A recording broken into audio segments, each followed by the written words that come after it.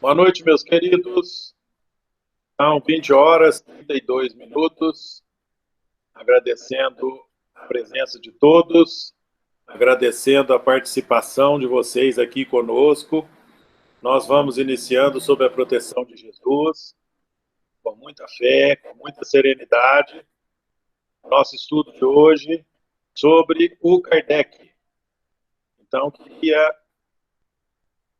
pedir a vocês aí o empenho no nosso estudo para que a gente consiga continuar fazendo o melhor trabalho possível, né? A gente chegando aqui e que a gente consiga estudar bastante, né? Aprender bastante. Hoje nós vamos ver que foi a matéria da semana sobre o codificador. Então é importante a gente conhecer quem foi o Kardec, a figura do Kardec. Estou deixando aí sempre a palavra aberta para vocês no chat ou nos outros canais aqui que nós temos, para que vocês se manifestem aí, por gentileza, para que a gente deve virar o chat aqui, para que a gente comece o nosso estudo de hoje. Vamos lá? Quem se habilita aí? Vamos nessa?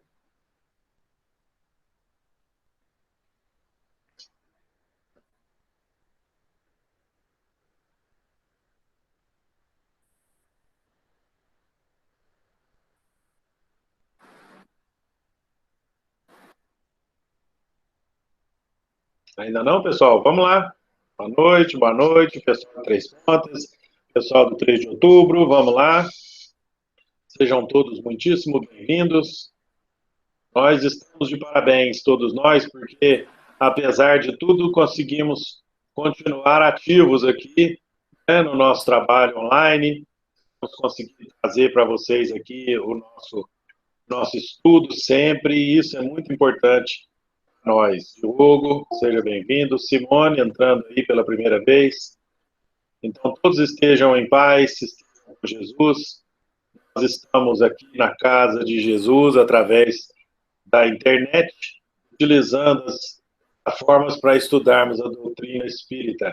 Então, muito feliz, não pude participar, né, Diogo? Muito feliz de estar hoje aqui com vocês. Você pega lá depois os vídeos, viu? Para poder não haver nenhum atraso aí para você, tá certo? Mas vocês estão entendendo bem as aulas, estão levando fé aí na nossa proposta. E a Simone também chegou aí, né? Deixa eu ver se deu certo a conexão dela aqui.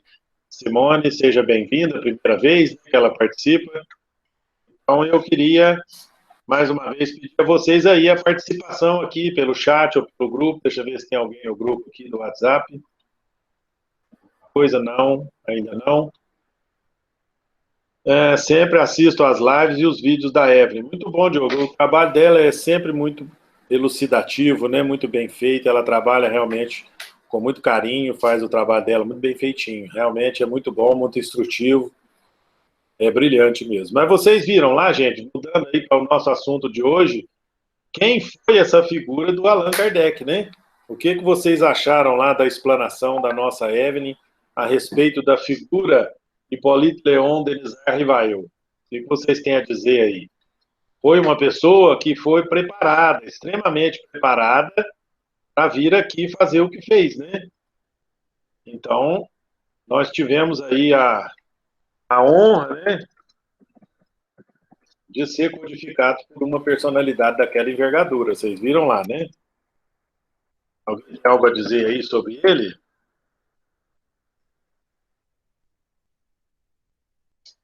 Vamos lá, gente, se manifestem aí. Gostei muito do que ouvi. Beleza, muito bem explicado. Importante destacar a importância da sintonia do médico com o plano espiritual. Pensamentos inferiores afastam os espíritos mais sérios. A forma como termina a vida das irmãs Fox deixa isso bem claro. Isso é verdade. Isso é uma matéria da outra, né, do outro assunto também, né? Que nós já vimos dos fenômenos de Hydesville, né? Mas é importante, Adriana chegando, é importante a gente se lembrar que os fenômenos, eles foram necessários lá na época, né? E Kardec foi atraído para eles já pela questão científica. Vocês viram aí no trabalho de hoje da Evelyn. Ele foi atraído para lá porque ele era um cientista, era um homem de estudo, era um homem de dedicação de uma personalidade perspicaz que não entrava apenas por curiosidade. Ele foi atrás porque ele percebeu que não era magnetismo, então ele descobriu que alguma coisa havia de inteligente na origem, porque, né, a causa tinha que ser inteligente, porque o efeito também era inteligente. Então ele usou o método experimental, que é um método científico, para ele apurar direitinho o que é que estava acontecendo. Então eles criaram mecanismos importantes para a conversa, foram criando, ele e os outros que o ajudavam, né? Foram criando questões, foram pensando em perguntas a serem formuladas e recebendo respostas de vários médiums, de várias partes do mundo, né? Então isso foi espetacular, espetacular. O Espírito de Verdade, Maria Flávia, alguns envolvidos com a doutrina espírita dizem que era o próprio Jesus ou algum dos emissários muito próximos a ele. Mas, na verdade, este espírito era o responsável geral pela codificação. Foi um espírito de alto escalão que coordenou os trabalhos e vinha encontrar com Kardec 15 minutos por dia, apenas para fazer, vamos dizer assim, uma revisão, né, talvez, do trabalho, ou fechar algum raciocínio, algum entendimento, melhorar alguma coisa que ainda não estava totalmente esclarecida. Então ele esclarecia e ele fazia aquele trabalho. Muitos participaram, e vocês já sabem, no Livro dos Espíritos nós temos os nomes deles lá, né, Santo Agostinho e tantos outros, né? Mas o Espírito de Verdade era essa personalidade extraordinária, um espírito de alto escalão, como eu disse, responsável por ser o coordenador maior de todo o trabalho da codificação. Tá certo? Mais alguma coisa aí, meus irmãos? Vamos nessa? Vocês viram lá que Kardec nasceu em 1804 e foi um dos discípulos mais brilhantes do Instituto Pestalozzi, lá na Suíça, e daí então ele ficou famoso como um grande professor, um grande estudioso, uma pessoa de ciência, e ele foi sendo atraído para mais treinamentos, mais aprendizados, e vocês vão ver lá, ele começou a conhecer os fenômenos das mesas girantes em 1855. Então, ele nasceu em 1804. Então, em 55, ele já tinha 51 anos. Então, já tinha uma carreira estabelecida, várias obras publicadas, já era conhecido na França e na região toda lá da Europa, onde ele já ministrava suas aulas. Então, foi uma pessoa extremamente preparada, já tinha um cabedal enorme de conhecimento antes de ser trazido para ser o codificador da doutrina espírita. Então, muito importante a gente se lembrar disso. Hoje eu estava pensando ali mais cedo para dizer para vocês o seguinte, ele levou 51 anos de preparação fora da doutrina espírita para depois fazer o trabalho que tinha a ser feito. Né? Não teve essa pressa. E nós temos urgência, né, em resolver as nossas coisas. Quanto tempo nós temos de preparação? Quanto nós já estudamos, nós já preparamos, principalmente agora que a doutrina já está pronta, quanto tempo nós já temos dessa maturação aí, né? Então, a dona Eliane está aqui, ó, pela sua maturidade, pela carreira pedagógica, exercitou a paciência, a observação e força de vontade, com amor às boas causas, já sendo preparado para desempenhar a missão que lhe esperava. Exatamente, então ele já tinha essa capacidade, e especialmente já tinha autoridade para botar um livro na prensa, né, imprimir, distribuir, como ele fez, e ser bem recebido, né? Então, isso que era importante, ele tinha todo esse histórico, toda essa bagagem, e o respeito que ele já nutria dentro da sociedade, que ele já tinha dentro da sociedade, então isso era muito importante para que a doutrina espírita nascesse dali. Eu preciso lembrar vocês aqui que a Evelyn falou uma coisa muitíssimo importante a respeito do kardecismo. Vocês se lembram? Ela mencionou isso lá textualmente. Nós somos espíritas. Não somos espíritas kardecistas porque não existe outro espiritismo. Então, quando formos questionados, você fala, nós somos espíritas. Tá? O kardecismo seria se Kardec tivesse criado alguma coisa, como nós temos o brahmanismo, como nós temos o budismo, que foram criados, né, por uma personalidade só. Mas como a doutrina espírita, que é a terceira revelação, ela foi codificada por Kardec, então a doutrina não é dele. Não é correto a gente dizer que é espírita kardecista. Nós somos espíritas e pronto. Né? Esse ponto foi muito importante. Qual ponto você se refere aqui, Diogo? Ah, o kardecista. Exatamente, exatamente. A gente fala isso, às vezes, no automático, sem perceber o que está dizendo, mas ela esclareceu bastante lá. Nós já tivemos oportunidade antes desse trabalho dela de falar a respeito do assunto também, e é importante que a gente tenha essa noção. Né? Muito legal. Outra coisa importante que nós falamos na aula passada foi a respeito da revista Espírita. Vocês se lembram que a gente mencionou isso, né? Na aula anterior.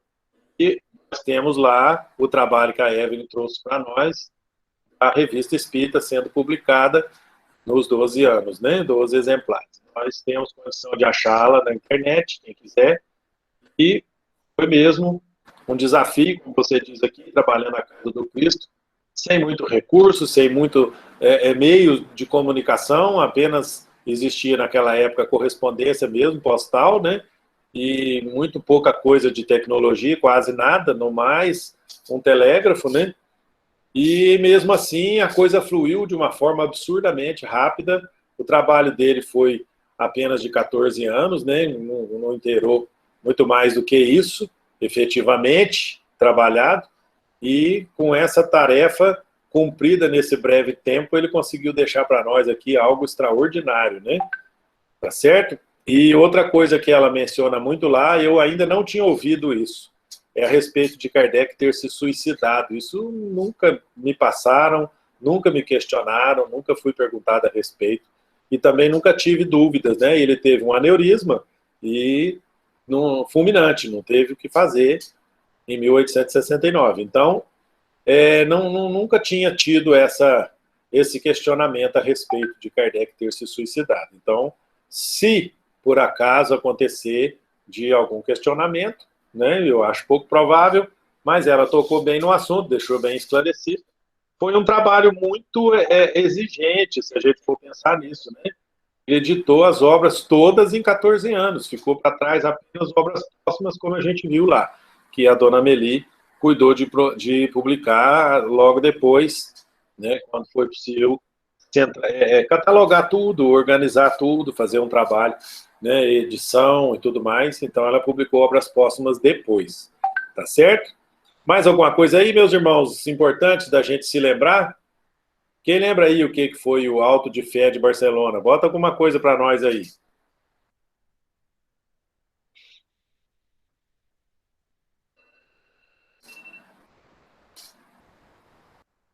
Esse bom senso encarnado era palavras de Leon Denis.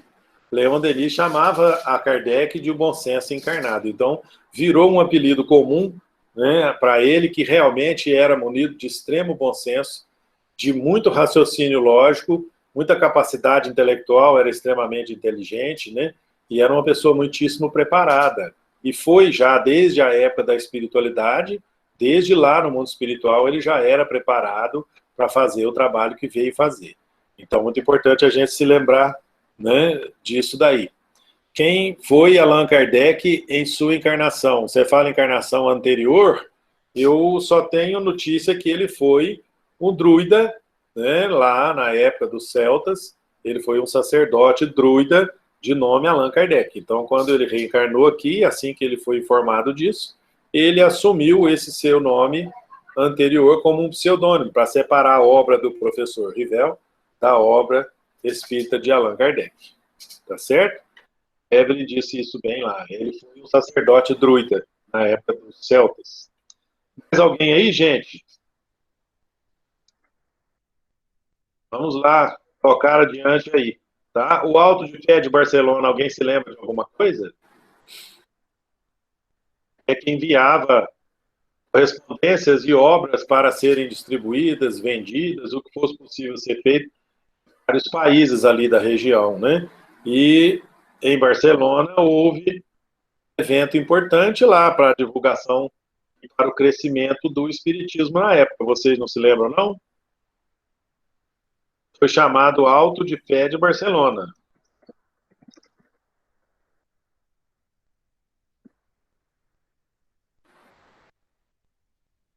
Vocês se lembram? Isso, tem a data aí direitinho. Então, o Auto de Fé de Barcelona, da Tereza entrando aqui.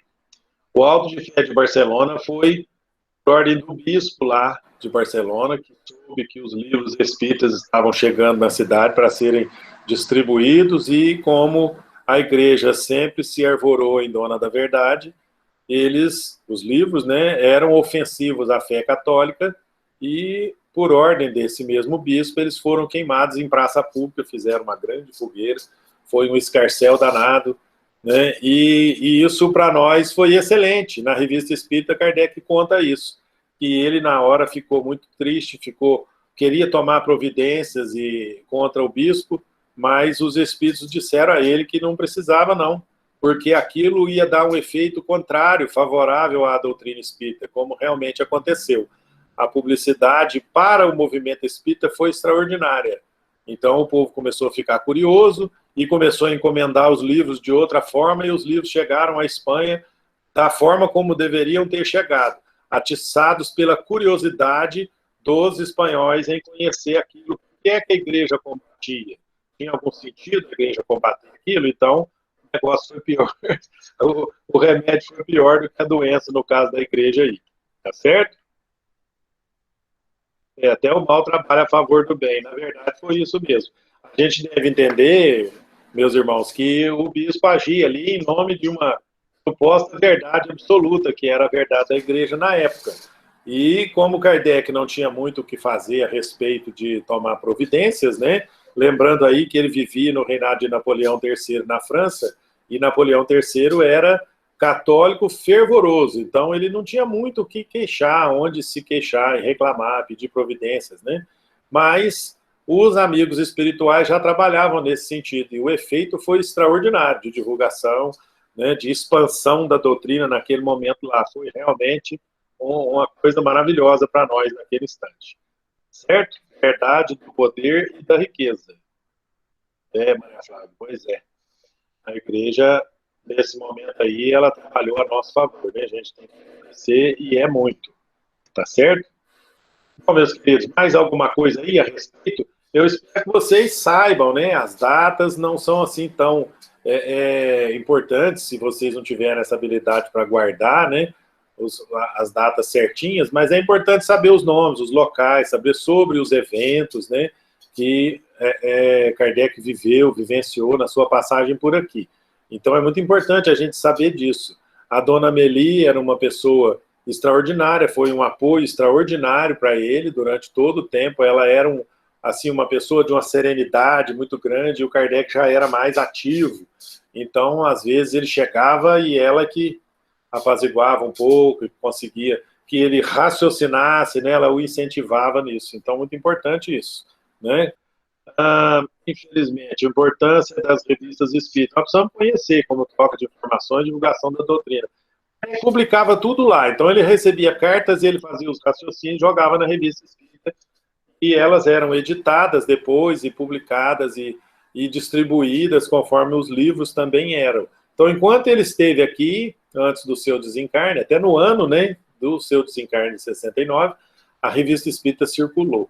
Então, é uma fonte imensa de conhecimento sobre todo esse trâmite, todo esse trabalho doutrinário ali do comecinho, tá? É muito bacana, quem tiver condição aí, vamos conhecer, tá?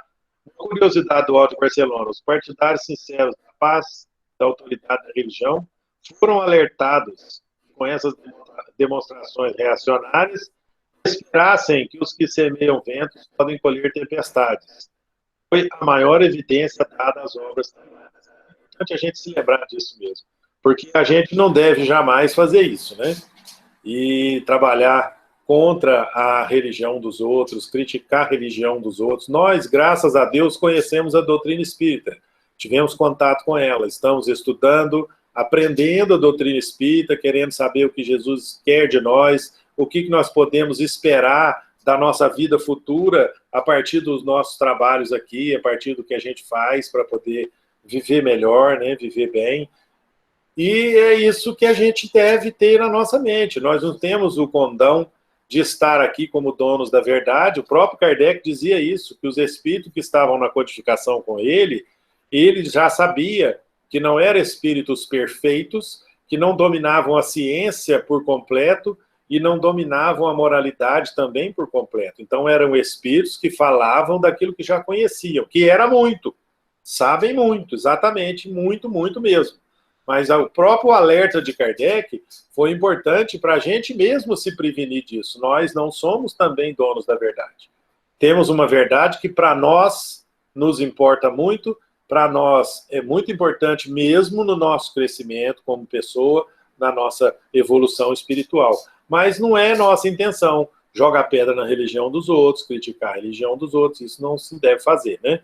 Numa época de intolerância dessa que a gente vive, tá difícil, né? A gente ficar, além disso, criando problemas a mais, tá certo, meus queridos? Mais alguma coisa aí, dona Eliane, a última que disse algo aqui? Vamos lá ver se tem mais alguma coisa. No grupo, não. Eu já, a verdade, para cada um, no tempo de cada um. Perfeito, Diogo, é isso mesmo, porque a gente levou tantos anos aí, né, para acordar, tem gente que acorda para a vida verdadeira, a vida espírita, como a gente entende ser a nossa verdade, mas já no final da vida física, né? Então são os trabalhadores da última hora que Jesus se referia. É muito importante que a gente se lembre disso. Às vezes, como você bem se lembra, como você bem lembra aqui, o tempo da pessoa ainda não chegou. Ela não teve ainda o seu alerta, né, não ouviu ainda o seu chamado interior para melhora, para evolução, para fazer o outro que a gente quer que não seja feito. Então, a pessoa vai levar um período ainda de aprendizado. Mas o aprendizado chega no tempo certo, a pessoa aprende no tempo certo e vai evoluir sim, nenhum de nós vai ficar para trás. Todos nós vamos ser felizes, vamos ser espíritos melhores, espíritos evoluídos no nosso devido tempo. Jesus não disse que nenhuma das ovelhas ficaria fora do abrigo? Então é isso que está acontecendo. Todos nós vamos evoluir. Nenhum de nós vai sair do planeta sem pagar as nossas contas. Isso é certo também. Mas a outra face da moeda é que todos nós vamos evoluir. Então é necessário que a gente jamais esqueça disso. Tá bom, meus queridos? Mais alguma coisa aí? 20 horas e 54 minutos, mais algum comentário? Eu acabei de publicar aqui no nosso grupo ESD a próxima aula, que é a 8ª aula da nossa Evelyn, metodologia e critérios utilizados na codificação da doutrina espírita. É o nosso assunto da próxima semana. Então eu já deixei disponível lá para que a gente possa estudar e se preparar para a nossa reunião, nosso encontro, nosso bate-papo da semana que vem. Tá certo? Mais algum comentário aí, gente? Dá aí um alôzinho no chat, ou manda aqui no grupo, por gentileza, aqui no WhatsApp. Nós já vamos preparando aí o trabalho para a semana que vem. Vamos lá, meus queridos. Deixa eu ver aqui. Muito bom. Como lembrado no Netflix, tem um filme da vida de Kardec. Tem sim, tem um filme do Kardec lá. E eu já assisti e é bastante esclarecedor.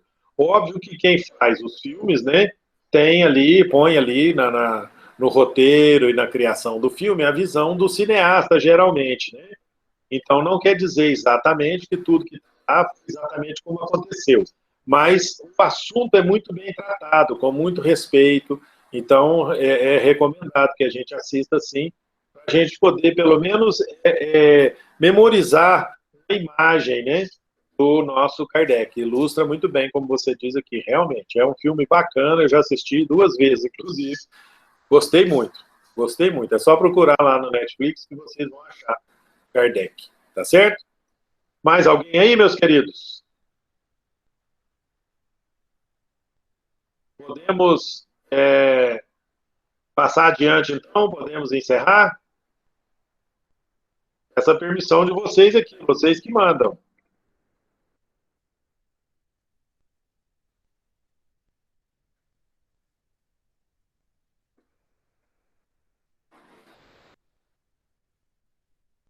Lembrando a vocês, são 8h56, nós vamos encerrando aqui, agradecendo a participação de todos, lembrando que daqui a 4 minutinhos a nossa emissora de rádio estará no ar, em guerreirosdecristo.minharadio.net. O Grupo Espírita Guerreiro de Cristo agradece a participação de todos, agradece o presente de estarmos juntos, né? Isso para nós é muito gratificante. E lembrando, semana que vem temos outro encontro às 8h30. E não se esqueçam de clicar aí no telefone vermelho para vocês saírem da reunião. Tá bom? Em paz, que Jesus fortaleça a todos. Um grande abraço a vocês. Até a próxima.